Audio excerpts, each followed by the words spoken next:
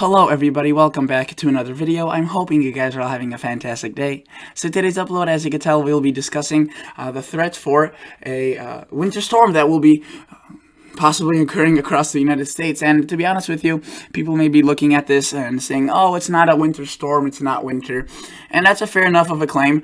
But what I classify as a winter storm is, there's a wintry side, there's winter precip, snow, and then it's called a winter storm. And, I could call it a fall storm, but that's misleading. It could just be a fall storm with no snow or with snow. So snowstorm, winter storm. But this, it's not unheard of to see snow at this time of the year across a good portion of the country, or at least the northern United States. Years past, there was a snowstorm around, I think, like the 15th and 20th across even Minneapolis, those locations, so even further to the south. So definitely not unheard of, definitely something that is not a record, but it just goes to show us that we are in for the winter. If you guys are new to this channel, hello and welcome. Check out the video, check out the channel, see for yourself if it's worthy of a subscription. And if you are a returning viewer, you already know the best way to support is by liking the video. So click that thumbs up button and that would help me out a lot. So thank you for that. Let's start off by looking at the GFS model, Global Forecasting System. This is usually a very highly regarded model, but there are, preferences among the weather community. Some people like the GFS, some like the European. And let's just play this forward and see what the GFS is showing. I will show you the European model as well. So definitely something, I don't want to exclude out of my videos. So let's start off. Notice we do have the tropical storm, Hurricane Delta, making landfall across the southern United States. Again, I try to stay away from tropical storms as they're really, I've already said it many times, too dangerous to deal with on my level. Leave it up for NOAA and the National Weather Service. And let's go towards in time. So no, this is the weekend, right? So if you live across the Northwest, British Columbia, you probably are already seeing some rain going on across the those areas. And as we push into Saturday, so tomorrow and Sunday, we start seeing quite a bit of rain onto Washington, Oregon, California, Idaho, Montana. That turns into snow across the upper elevations, but still not enough cold air. And really, that snow is purely limited to those locations. I do want to point out there is a little bit of a clipper right here across really central Ontario at around this time. The northern side is dropping a bit of snow on its northern side, and then on the southern side, it is pretty much rain. And that's, again, because there is a huge dome of very, very warm air across the central United States. And let me tell you that today, in Chicago, in my area, it was around 80 degrees plus. It was just absolutely beautiful. It was a cloud-free day, gorgeous. I took advantage in the garden, got some things done, hoping the carrots could still finish in time, and the tomatoes are ripening quicker and quicker. They're trying to kind of hurry up, but some of them won't make it, so we could just bring those indoors and ripen them with a banana. It always works. Notice that that clipper moves through, drops a bit of precipitation, maybe it develops a cold front across the northeast into Sunday. The remnants of the storm also move into the northeast. Notice then the culprit, the system that moved on to the northwest in the weekend, now we are on late Sunday, early Monday, moves into, really at this point, this is Saskatchewan and then Manitoba. And across these provinces, it is dancing around and it produces a pretty strong cold front. There could be quite a bit of lift with this, so some strong winds, maybe a slight chance of severe weather, is possible. And you could still have strong winds without severe weather. Severe weather criteria for strong winds is usually 60 to 70 miles per hour plus. And, that's just destructive. Anything below that could still pose a threat. And notice this spreads across really the northern United States. Doesn't extend into the southern United States. You can see it doesn't really make contact with the Gulf of Mexico like previously thought last week. There were some indications of this possibly developing stronger. It does connect with the tropical remnants of the storm Delta, but by that time you can see that they're both kind of weakening. This cold front gets dragged out. This system stays behind, decides to do its own little thing, and we do see some precipitation pushing into the northeast at around the Tuesday time frame, early Tuesday. So if you're across the Midwest, this is going to be darn quick moving. This is going to be a pass and go, it's going to come and go, and really it's going to be occurring in the next couple of days, Saturday, Sunday, Monday, and by that time it's out and that storm system's over. Well, here's where the interesting thing happens. So not all models are showing an exact snowstorm, and this video isn't about one exact snowstorm, if you will. because some models are so differentiated that they're showing a different snowstorm at its much different time frame. But the thing is that they're showing a snowstorm, so the threat for like a winter storm is there, and the models just have to get it sorted out. Notice, this is what the GFS does. It brings in after that storm kind of disintegrates across the north, you can see right there, it invokes a pattern where we get some of that warmer air pressure down to the south, and we see these little tiny waves of energy, if you will, coming across the northern United States into Canada. This is around the Thursday, Wednesday time frame.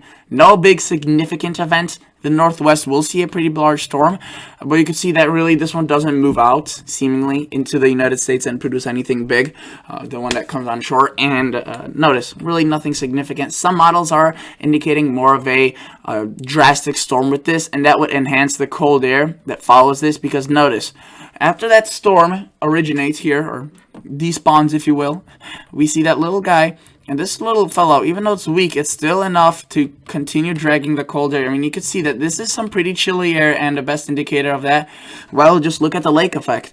There could be some pretty drastic lake effect showers going on across Erie, Pennsylvania, you know, those cities, Buffalo, the classic lake effect areas, Cleveland into Syracuse, those, you know, Rochester, those cities near Lake Ontario. And then notice, Lake Superior could be seeing some very strong bands, not necessarily onto the UP, but more onto Canada, also northern Michigan. So this is around a week out in time, so a fair way out. But definitely there has been kind of consensus between the models of this. And notice, we do see a very much cold air. Lots of mixing, if you will. During the nights, mostly snow. During the day, snow and rain. And with this active pattern, what we see is this little clipper that comes from the north kind of take advantage of this. You can see it slides down south, and you can see this is the GFS showing its snowstorm across Nebraska, Kansas, Nebraska, South Dakota, Wyoming, Colorado, maybe pushing into Kansas and into even as far as Missouri. So that's definitely something we need to watch for and see if that occurs. Then notice this thing takes a pretty large spinning track to the north and dumps a lot of snow across Canada, way further south than what we've seen anything so far this season. And, you know, if there's more cold air than predicted, we could be looking at this mainly snow event for cities like, you know, Toronto, Ottawa, and Montreal. At this point, it's kind of more of a rain event, but interesting to see what this does. You can see it blows up into a giant storm, and there's continued snow mentions across much of the United States. So late October could get absolutely interesting. And now I want to show you the 2-meter temperature anomalies. So you can see that while they will be pretty cool, there will be interventions of warmer air, and this GFS model run is pretty biased towards that cooler air, and we're not seeing this with all models, but I would definitely say that after this initial period of warm temperatures throughout this midweek, we could see some significant cool downs. Most likely, you know, people seeing frost and freezes continuing, and some of these anomalies get pretty drastic. I mean, look at that. That is definitely interesting. And again, not all models are supportive of that. If I were to look at the GEFS, you could see it's much more subtle. You can see it's not as significant. Definitely below average, but not to the same extent. Let's take a look at the GFS parallel. This is a model that is supposed to be a better version of the GFS. And I say supposed to because I haven't really made my opinion on it yet. I haven't tracked it long enough to see what it does better, what it does worse, though it has a chance to prove itself, obviously. Notice, very same, the Clipper, Hurricane, and that Northwest storm system. And that tracks across. We get that big low pressure developing.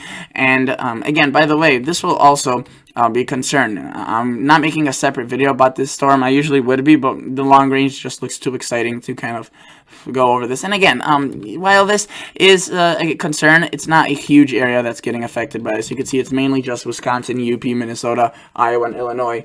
And that does really weaken into just some light rain and showers. And the bigger threat, you could see, remember that little guy that the GFS kept pretty weak, and I said some models make it pretty strong. GFS Parallel is one of the models that makes it pretty strong, and that obviously drives in a bit more cold air. so that could set the stage for more snow, lake effect. You can see it's a little bit different of an orientation, pointed more at Marquette, those type of locations in the UP. And then we see the GFS parallel doesn't do much with this clipper, which the GFS did, the regular GFS, but it has its own series of interesting events. You can see right there, possibly pointing another storm, and also introducing quite a bit of chilly air. So let's take it back to 198.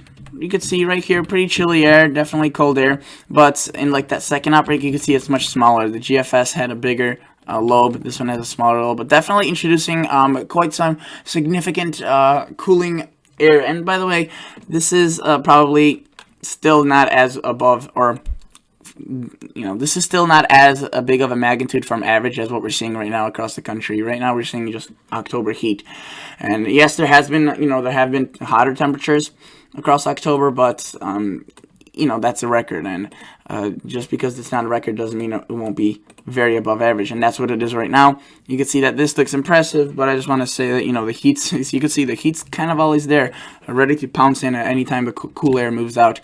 European model, let's take a look at that. I wanted to show you that a bit earlier on in the video, but unfortunately I kind of always ramble on, and it's always after the 10-minute mark I look at the European or whatever model I decide to introduce later on in the video. And let's take a look at this forecast loop, surface precip, and notice that as we push this into time, what we notice is sorry about that, I thought I was already pushing it into time. Alright, so again, we have that clipper, hurricane, and a storm across the northwest, and as we push this, you can see there's our little culprit for possibly bringing in that cold air. See that line of storms and showers, nothing too significant though, hopefully some rain will fall. Pushes into the northeast, really kind of weak, but the European is indicating some re-strengthening of that storm. So good news, mainly in the form of rain, no winds, anything like that. We see another storm across the northwest arrive, which, if you remember, the GFS does really nothing with it, and neither does the European. They all have that little guy, if you will, and that you can see the European does intensify it a bit more than a GFS, but less than a GFS parallel, and that still, though, does introduce quite a bit of potential lake effect. And you can see definitely the lake's getting kicked up, though a bit more conservative the European is. And then notice it has that clipper which a GFS showed, and it introduces a storm of its own variety. And you may be looking at this and being like, this is so far out, why are you focusing on this? Well, the thing is that the models have been pretty consistent about showing some sort of snow system, and it's just bound to happen very soon as we're pushing into that time of the year. This is from Wednesday, so 2 days ago.